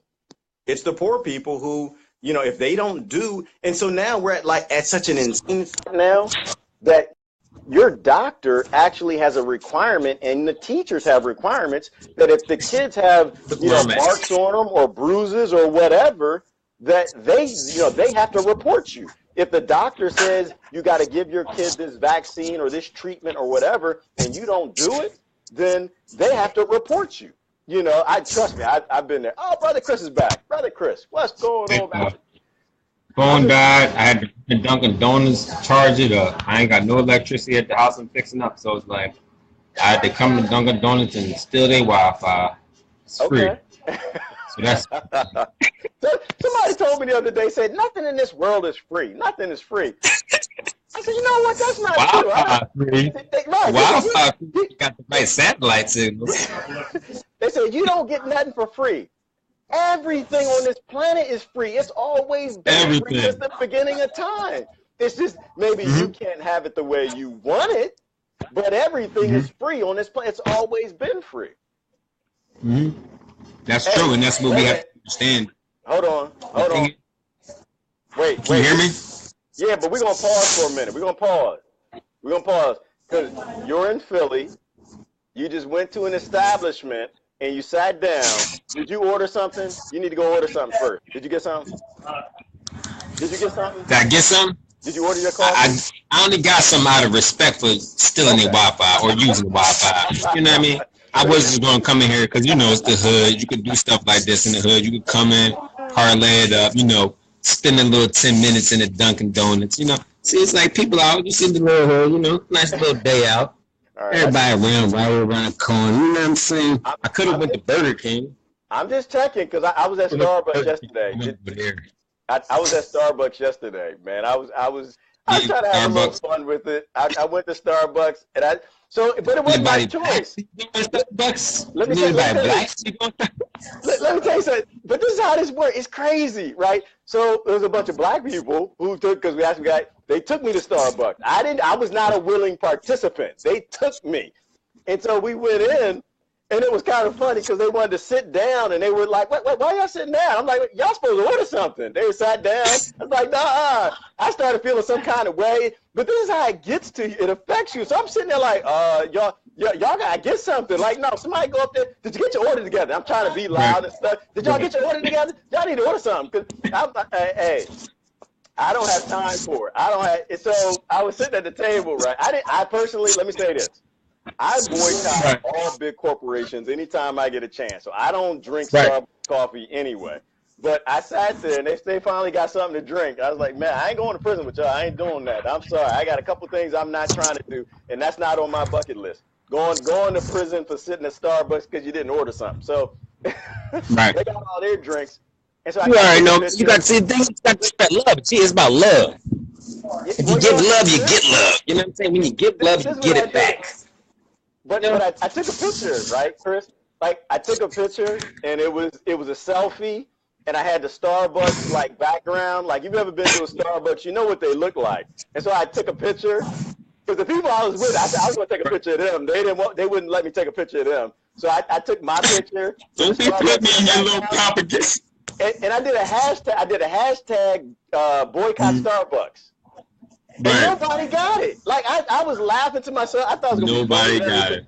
They were like, yeah, boycott Starbucks, boycott. And I was like, no, that's not what I'm saying. Look at the background. I'm at Starbucks. But, you know, I kind of laugh at it because, the reason is. Yeah, you got to laugh, man. You got to make fun out of these funny situations. You got to make fun about it because people want to drag you into the negativity and the hate about it. Like, no, man, you're not going to get me to start being a hater. I'm not a hater. You feel me? I never was a hater. You're not gonna make me start being a hater. You know what I mean? I'm gonna have fun about it. You know, I'm laugh, be serious when it's time to be serious, but I ain't gonna be a hater. Yeah, let me say this real quick because I was talking to my boys about it, right? Because what happened at Starbucks. It's important to have these conversations with your kids, and when I tell them stuff, I tell them this is my perspective. You got to form your own opinion, but this is my opinion, right? So my opinion was this: like when you look at all the details of it, the guys went in and sat down. The Philly Starbucks, if y'all haven't heard about it, and it's Starbucks culture to do that. We do that all the time. Everybody knows you go to Starbucks, you sit down, you don't order your coffee, you wait for the people who you're waiting for to come get their coffee. You don't order, so you sit down. You don't want to take that. You don't want to get yours cold, yeah, right. So everybody drinks hot coffee at the same time. Right. And so, but I guess she came over to them. She broke code. She broke the first code. And came over to them and said, "Well, you guys got to order something, whatever." And they didn't want to order anything. So she was wrong. But then, if your common sense is there, you would have got up and ordered something because that's what the smart thing to do is. They didn't do it, and so they were wrong. And so she called the police, and she was wrong again. Because you don't call the police because somebody didn't order a drink. Yeah. Everybody wrong. Everybody wrong. Right. We have to be a community. But no, not everybody was wrong. Somebody was right this time, in my opinion. And I somebody got the camera. Right? The only one who did the right thing. Hang on. The only one who did the right thing was the Philadelphia police. They actually did the right for once. Well, I say for once, I won't say that. They actually did the right thing. Don't say that. Don't say it. Because the people that hate the cops, they don't like what the police did. Right. You know what I mean? Right. But they did because they came in and they were professional. Now, mind you, let me say this. The law is broken because the legislators didn't do anything right. When the police come to remove you from a private area, they shouldn't be arresting you. They should just be removing you. And that's it. They shouldn't have put them in the car. But that's not the police's job. The police's job is to do their job. The legislators say they got to take them to prison, and that's what they did. So, but everybody was wrong. So I laugh at it because I think I think we should be boycotting all big business, all of them. It's not just Starbucks, but we have to remove this idea about having these massive corporations. But anyway, that was my take on it. You're getting a little blurry. I'm curious, what was your take on Starbucks? I don't know if you said anything about that. I thought y'all was getting me out of here. I thought y'all like me.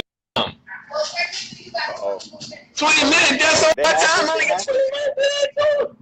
I'm going to keep y'all company for a little bit. I'm messing with you. I'm messing with him. Don't get famous. Don't be a hero. Don't be a hero. No heroes. No. Yeah. No, don't do that. No. That is true, though. You know what I mean? I am not driving to Philly today. I ain't gonna mess with too much, love. But the police got their hands tied around their back because if they don't follow orders, they're gonna get reprimanded. That's one of the things that I feel sad about because I got homies that are police officers and I know, I mean? I know the spill and all that. They got their hands tied behind their backs, you know what I mean? Because all they want to do is provide for their families, go to work, do their 8 hours, stay out the way. Like people be trying to stay out the way going into work as an officer. I'm telling you, my homie, he tell me all about it. But he's like, he gets placed in the situations that he really can't do nothing about because other officers are so aggressive. Other officers are the type that will run down on certain people in certain inner cities. You know what I mean? And he's not like that. You know what I mean? He only responds to the situation as it calls. You know what I mean? And he's probably but he's got a calm head. He's got a calm head. There's the officers who don't have a calm head because they're used to going into certain areas and struggling, right? And so they're jumpy, they're quick on the trigger. But see, my thing is, I'm with you. I don't really blame the police. I like to go to the root cause.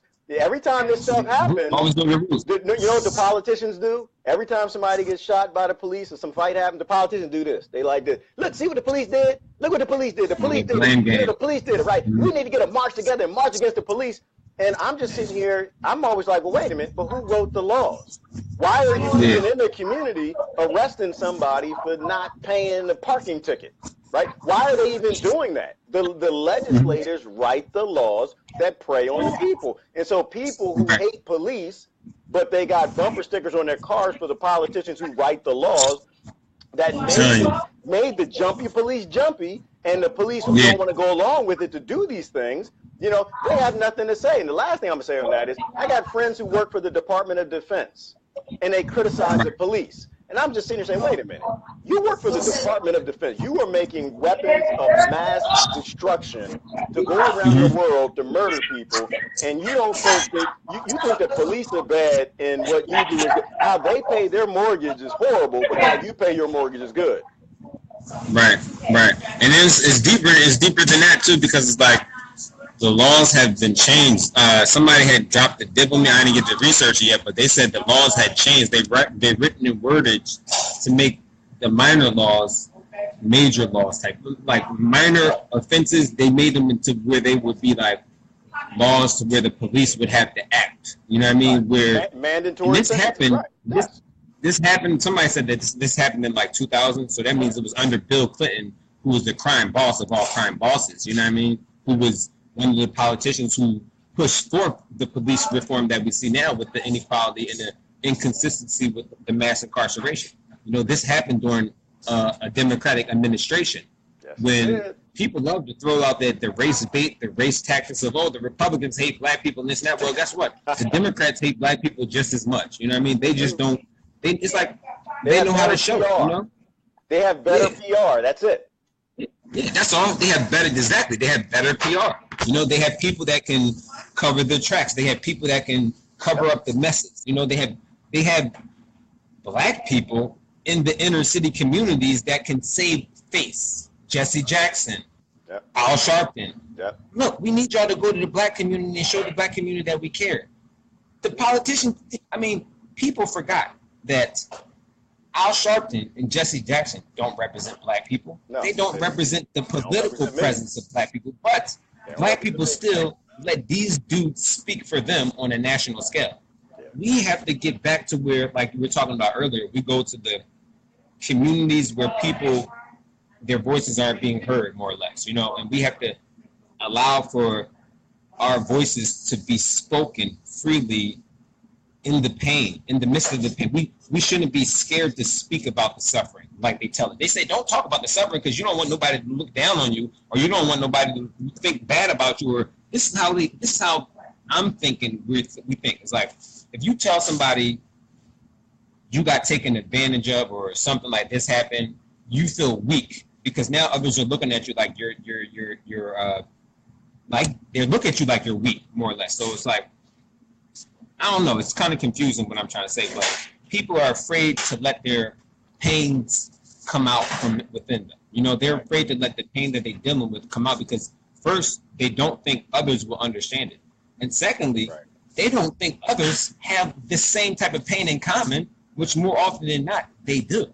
There's a lot of pain that we share as people, black, white, Mexican, whatever. Because we're all, like I said again, family, but we all have that human instinct.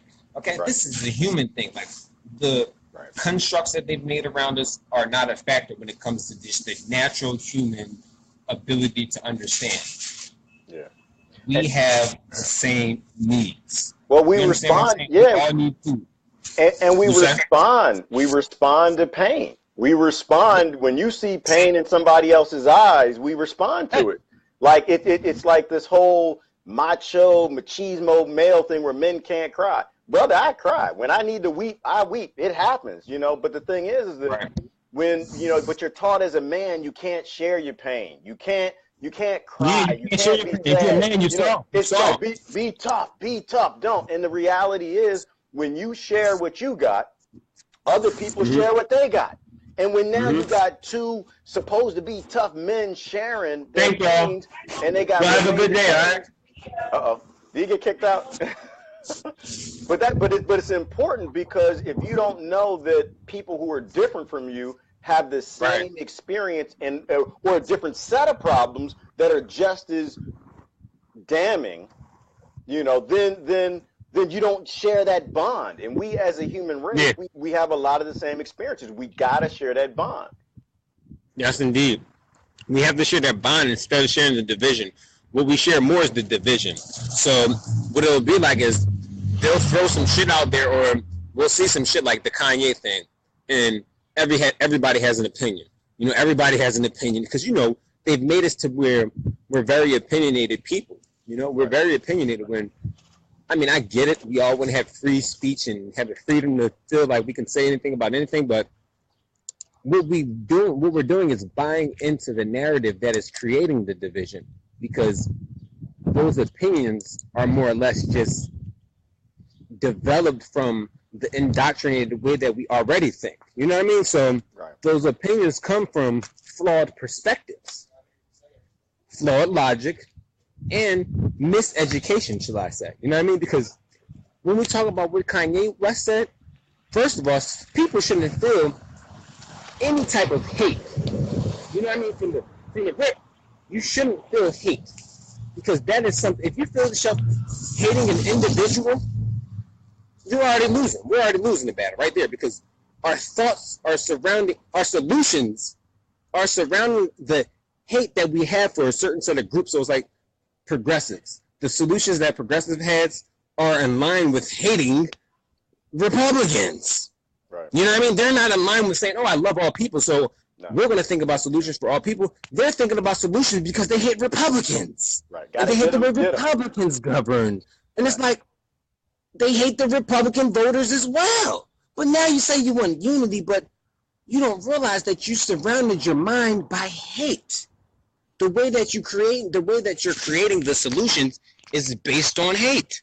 Right. Oh, we lost. Yeah, he looks like he. Yeah. Stop! Ooh, don't do that. You're gonna mess my phone up, man.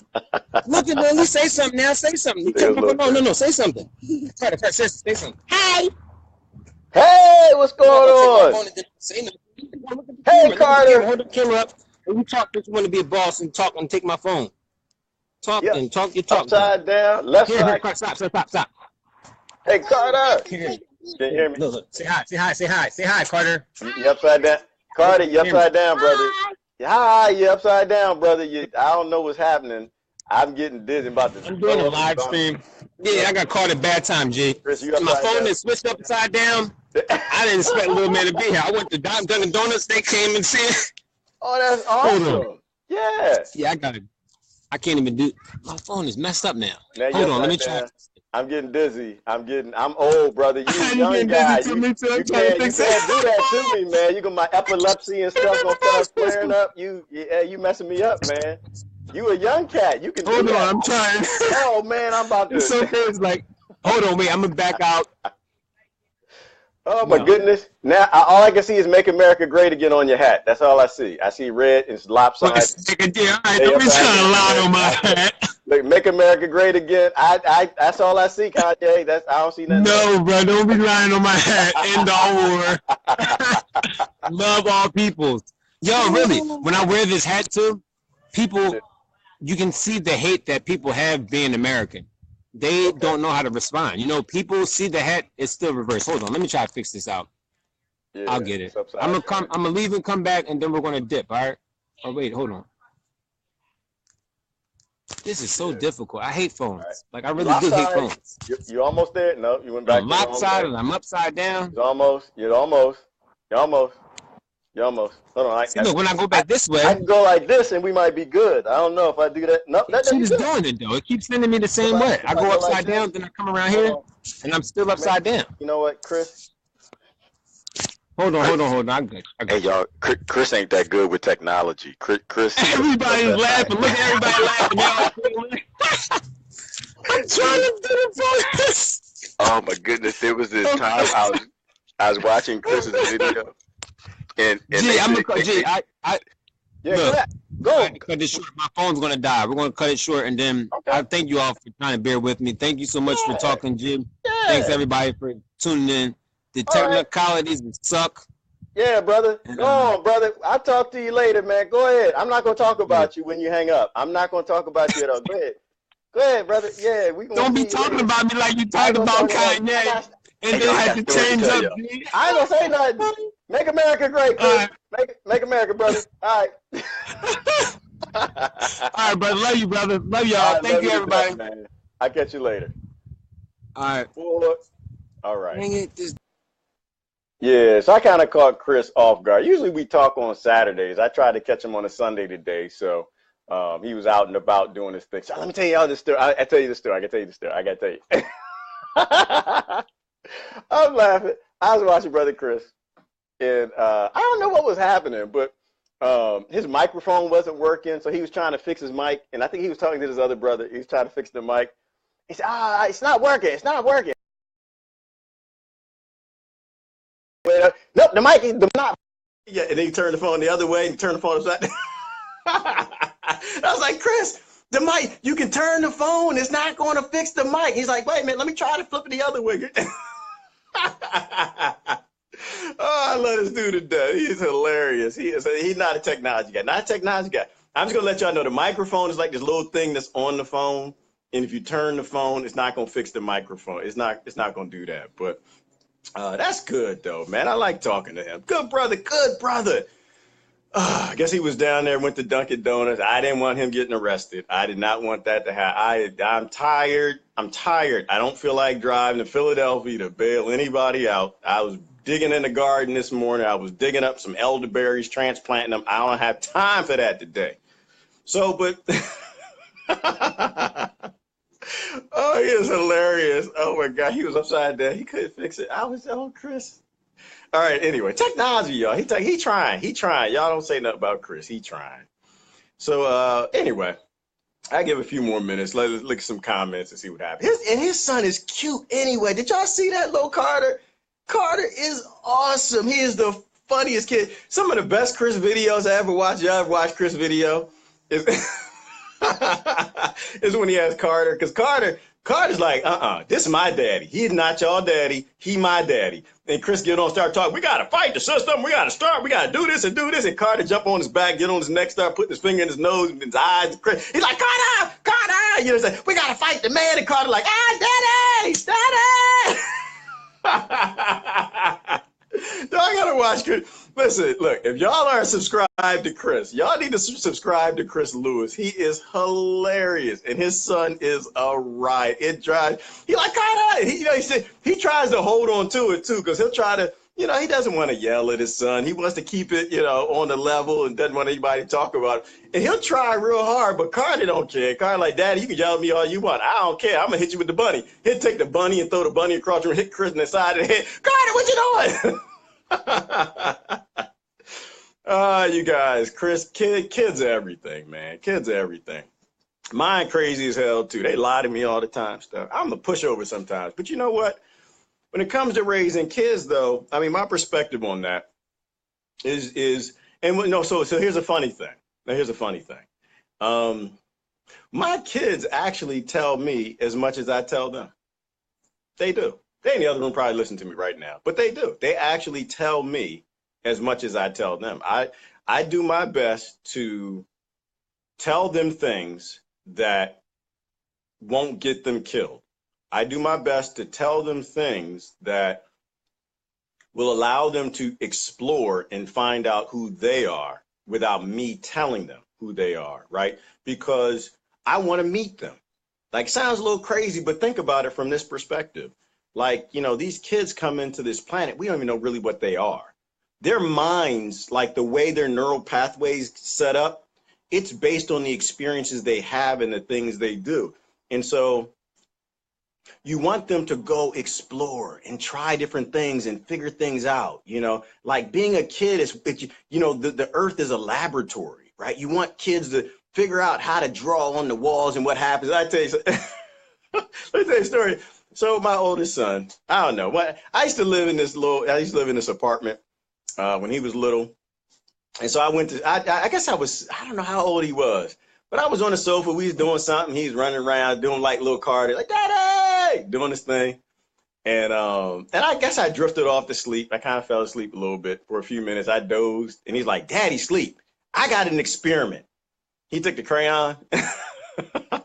I wonder if I could walk around the room and tie together a line that I start right here by Daddy's forehead, And so the line started on the sofa and it went all the way around the room. Like you could see like how he did, there was a red crayon too. He walked around the room. He got to the table. You could see where he climbed up on the table and the line went up and the line went down. And he walked around the room and I guess the lamp was in his way. You could see where like the line stopped so he could reach around and get the other crayon on the other. And he went all the way. I woke up. It was a line all the way around the room. But it was an experiment, right? It was an experiment. And now, mind you, he's not going to say that planet with that experiment. That's my oldest son. He's not going to say nothing. He figured out he can connect the line together. But he figured out that, you can connect. If you take a red crayon, you can draw around all the walls and connect the line together. But you got to let kids be kids. You don't want your house to be a museum. That my kids, they wrecked my place. Places I lived, they were rough. But I didn't have a museum, and I wasn't trying to have a museum, right? Like I was never really trying to impress anybody. I did when I was a kid. When I was in college, we tried to impress each other, buy all these sound systems and big That's one of them behind me, that big television back there. See how impressive that is? Y'all see that? Can y'all see that? That a television turning thing. Y'all see my television back there? Was that impressive? Oh, that was impressive back in 1994. Oh man, shoot, 1990 was 93, 94. You get yourself a 19-inch screen TV, Sony. Oh my goodness. But you don't want to impress people so much that you have a museum type house that your kids can't have experiments, right? You want them to like have an experiment. You want them to do things. You want them to go and solve problems. You want their mind and their brain to become, who they're supposed to become. So half the time they tell me stuff. And it's hard. I think it's hard to raise critical thinkers. It's hard to raise a child in a way that they feel free, right? I don't want them to feel like I do. I know I'm not free. I'm not. I live in a forced labor world. You can't just as an adult human being say, you know what? Not in this country anyway, not in the Western world. Say, I'm done. I'm going to go live my life and do some experiments. You can't do that. They force you to have a job, to make money, to pay taxes, to keep these big corporations going. And I try to prepare my kids for like a free time in the future. I want them to be able to think like that. Like kids are the future. And this half the time I'm posting stuff. That's what it's really all about. It's all about kids. I love adults to death, but our biggest priority is making sure that the next generation is smarter, is happier, is more free, which means less laws, and is safer than what we are. That's our only role. That's our only goal. And how they do that is, you got to have some kids who are in tap with what freedom is.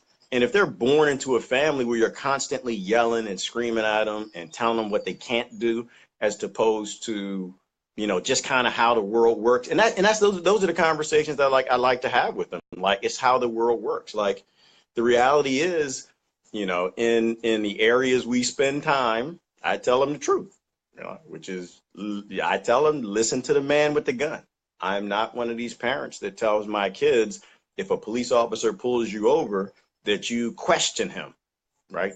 What's the law say? You're not supposed to do this. You can't do this to me. I'm not going to put my window down. I'm not this. I love kids. And I'll tell your kids too. If you don't want me to tell your kids this, don't bring your kids around me. I'll tell them, if an adult tells you to stand down a person with a gun, that adult does not love you. That adult is something that adult, and it doesn't mean that they don't have you know, gosh, I have to be careful how I say it because some people they you know they take it a certain way. But if you tell your child, thank you, Ellen just said it. Thank you. You said it a better way than I can say it. If you tell your child to not show respect for a person with a gun, like think about that. Just process that because it hurts my heart when I see these videos of you know, police brutality. And I don't like to call it police brutality anymore. I like to call it politician brutality because all the brutality happens because of the law they wrote. They wrote all the laws. They built this environment. They're the reason police are jumpy. They're the reason everybody's getting shot. And you always know that it's them. How? Because whenever police ends up hurting somebody, what's the politicians do? Why do police do that? They always stick that finger out. They point at the police. And that's how you know when you come in a room and you say, who broke the lamp? And the first person that does the pointing, usually that's the person that did it. You know, so, but I tell them, you always listen to the person with the gun. That's it. That's a done deal, you know. So, but anyway, all right, I'm going to look at the last couple comments but yeah, always respect your elders. I was raised to respect my elders. It didn't really matter who you were. If you were in the neighborhood and you said, kid, come here, I went there. If you said, kid, don't jump your bike off of my sidewalk, like, because as kids we used to ride the bikes and you get up to the driveway and you jump off the little ramp off the quarter thing and you try not to hit the mailbox. Every now and then when a kid hit the mailbox, you know, they don't jump off my driveway. You're supposed to stop. I wait till you go in the house. I do it again, but I'm gonna stop right then. You know, I was raised to respect elders, you know, but I think that's kind of how we got into some of this ignorant place that we got because we started raising kids to like talk to elders like they're their friends and they're not. And then you got elders who are really pissed off and they're okay to treat children like adults. Like they're okay with grown men tackling, you know, little girls at the school down to the ground and handcuffing and take them out. Because we stopped instilling respect in them for the people in their world. When children are respectful of adults, I don't think you ever get to a time where you got this many adults who are okay with like the prison system. Like I have a lot of friends who've got kids in prison right now and finding more of them. I think maybe it's because of some of the stuff I say, but you know, our heart's got to be there. Our heart's got to be there. We have to understand that like we didn't just arrive here at this ridiculous little time we live in history that will go down as the dark ages that we're going to make go away. But we actually were walked here, right? This is artificial. The laws are designed to divide people up and they thrive on this now. And I talk about the politicians a lot, but I'm not anti-politician. I'm just saying that they're doing, I think they're doing what they have to pay a mortgage. I think you're doing what you have to, working in the DOD, making massive metal machines to go murder people. You're doing what you got to pay a mortgage. You work for the chemical company. You know, you make chemicals that are causing cancer and carcinogens because Ronald Reagan and the laws when he passed, and now chemicals don't have to be tested until they kill somebody, right? And you're doing what you have to pay a mortgage. And someone else is, you know, working as a doctor who's saving lots of lives, but every now and then you got to do what the AMA tells you. The care practice model, you hand that down and the person takes the medications because the pharmaceutical companies own the AMA and the person ends up dying. Unfortunately, I got people in my family like that. And the police, they're paying a mortgage, right? They live in these environments. They do what they have to do to pay a mortgage. And I'm not saying anybody I'm not making excuses for anybody. I'm just simply saying that we live in a very sick time. We are socially ill. We are politically ill. We don't even control our government.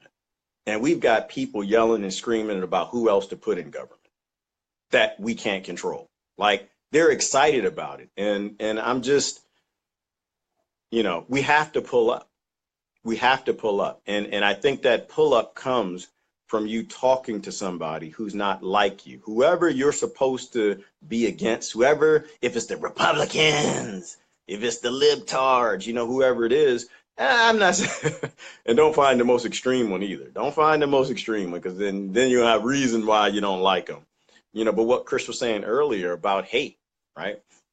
We got to stop supporting hate groups. Name a political party that's not a hate group, right? I mean, I name a popular political party that's not a hate, that doesn't have philosophies based in ignoring another group's needs, or even hating them. And that's really what their philosophies are based in, because they don't do anything. They don't actually fix anything. They don't write any good laws. They write corporate laws, and they fix things for corporations, but they don't do anything for you, and they don't do anything for me. But they do that by getting you to not like somebody else, to getting you to ignore the plight of another human being, because you're prejudiced in your own mind, because you've never been to the poor Appalachian Mountains, or you've never been to the poor parts of Alabama, or you've never been to the poor parts of Chicago. And they get you to say things that are really immature. And I think that we got to go back to being wiser, like our grandparents and my great-grandparents and our parents. A lot of times, I think a lot of our parents have some indoctrination that they need to get out too. But we have to go back to those times where we sit down and we talk and we have conversations and we empathize and we try to figure out who everybody is and how they got there. When something bad happens, don't jump and make a decision right away. Stop and say, you know what, do I have all the facts? I'm told to be fearful of that community, but I really don't know anybody in that community. And if I say something before I know all the facts of what happened and how those people got in that situation, maybe I can't really put together a thought that's going to be positive and that's going to help things. But my thought probably is going to feed into the chaos that feeds into the division that took away human beings' control of their governments. Like, I think we're coming into a new day. Let me look at a couple comments. I think we're coming into a new day. Jeannie's on fire today. He said, yep, the CPD, I know, CPD, I'm not sure I know what that is. I noticed and coined it when my boys were tots, observed that parents were honing coolness through their children along with a lack of discipline. Oh yeah, Jeannie, I think I know what you're saying there in terms of, the cool, oh, is CPD, is that cool parent disorder? Is that what it is? Yeah, I mean, you don't want to be your kid's friend, right? Like, you're not there to be popular. Although I think I'm a popular parent. I think I am, on accident. But my son said to me the other day, he said, Daddy, I know, I make this voice. His voice doesn't even sound like this. His voice sounds more like, Dad. They say, Dad, my friends say that you get more likes on your Facebook than they do, Dad. Dad, it's just weird that you have an Instagram, Dad. I don't think nobody else's parents have that, Dad. He's got like this real deep voice. He's got a little dirt on his face, look like mustache and the beard and stuff. But anyway, that's not the point. I like my voice better. I like my voice of him better. He's like, Daddy, why are you on Instagram? Daddy, why your Facebook get all these likes? I think I'm a cool parent, but I'm okay if I'm not. My goal is not to be a cool parent. My goal is to try to be a good parent. And the thing that I realized is the more kids I had, I'm not having no more. I'm done. Sorry. Done. Said that. Done did it. And I'm done with diapers. Doo-doo and diapers, I'm done with. Not no more. That's them right there. They're texting me. I'm at in the other room. Why are they texting in the other room? We're going to play a video game. So I'm just 5 more minutes. I'm going to get out of here. But my goal in life is to make an upgrade of me, right? That's what I want to do. And they're all different. Like, I got 3 boys. They're all different. And they go back and forth between being really mature and being really, really, really, really, I can't choke you, but I love you.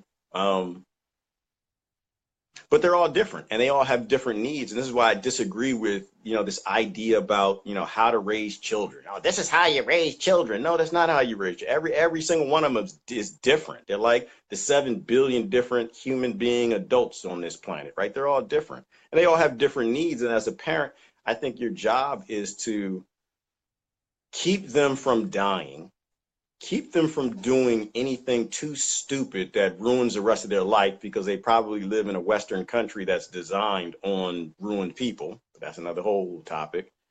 And then letting them go, you know. And so mine are all different, but you know, it's like I said, they actually probably raised me as much as I raised them. The more of them I have, the smarter I get, the more I start to figure things out. The first one I was a little tough on, and I started to realize that I was too tough, and he softened me up.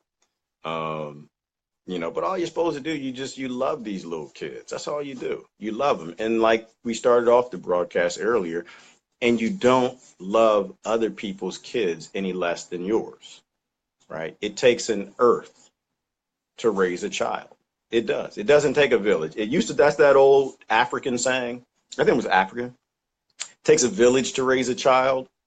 Doesn't take a village in here. It took a village when everybody that influenced them were in the village. That's when it took a village to raise a child, because we didn't have a radio back then. Africa, they had no radios. They had no, my friends from South Africa here, they weren't no radios back then. There weren't no radios. That was, hey, Kunta! There were no radios.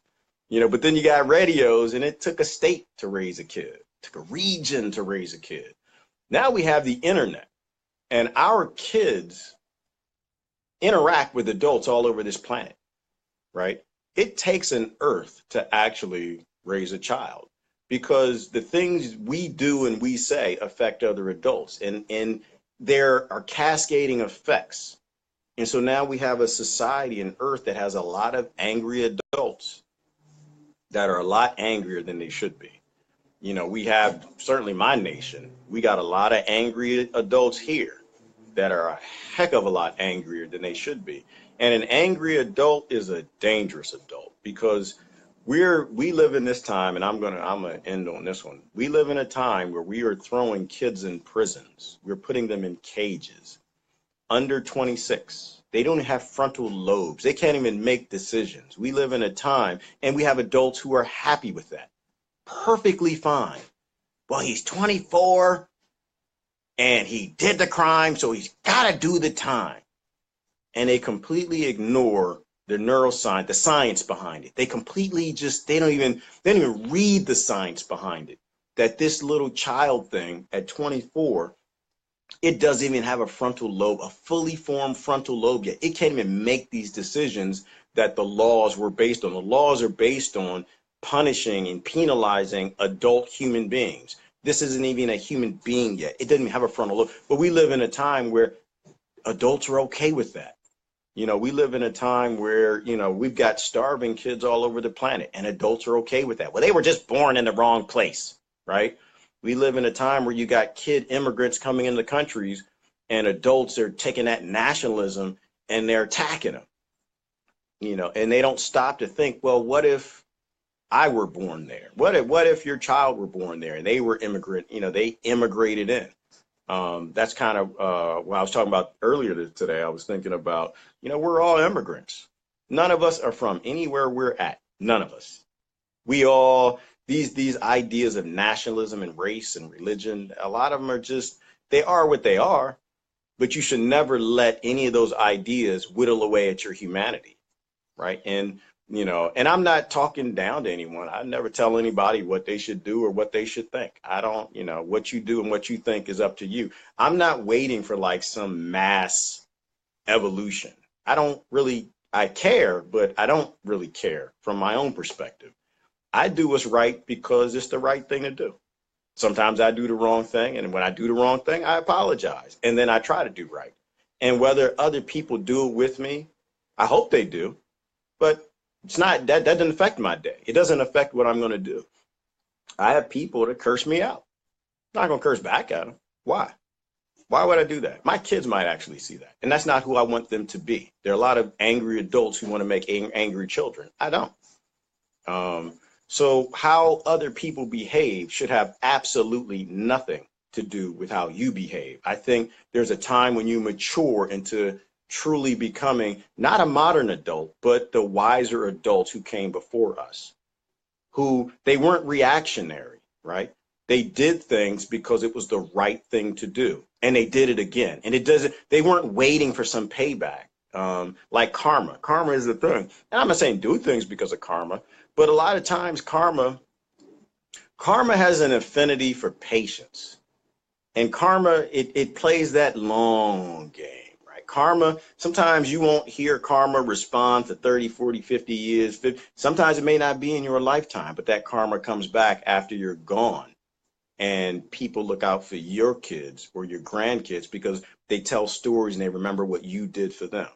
You're always supposed to do the right thing because it's the right thing, not because anybody's looking. You're always supposed to de-escalate situations because it's the right thing, because you're mature, you're an adult. Someone calls you a name, you're not flipping out calling them a name, because all these escalations, they just end in world wars. Like if you can't really process how, as an adult, you're okay with escalating arguments with another adult and how that builds up into society, a society full of adults that are escalators, not de-escalators, and how that ended us up today, then you just got to read more. You got to feel more.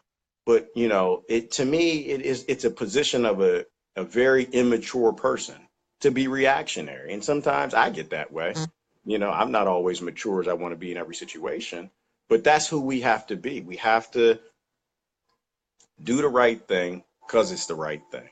You know, let karma sort those things out in time and not be worried about who comes along with us. Stand by yourself. Why does everybody want someone to stand with them? I don't understand that. You're an adult. As a child, I understand you're scared to go places by yourself. But as an adult, you shouldn't feel a need to be in a group. You shouldn't feel a need, I got to be with my tribal group. I got to be with these.